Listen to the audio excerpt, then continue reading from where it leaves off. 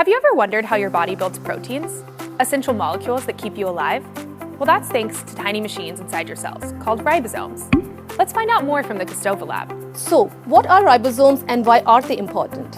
Hi, I'm Tanushri, a postdoc in the Kostova lab in the Star Wars Institute, and welcome to BioBasics. Ribosomes are like mini factories inside your cells.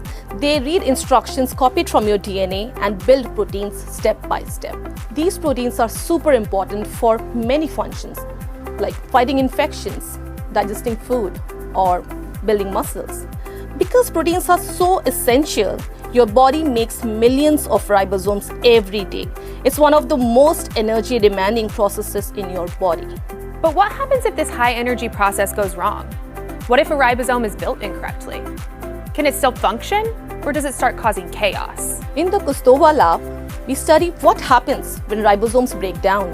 If ribosomes don't form correctly, cells can't make enough proteins, and that leads to serious diseases.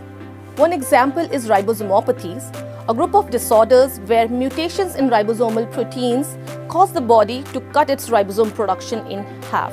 This leads to severe anemia, bone marrow failure, developmental defects, and a shortened lifespan.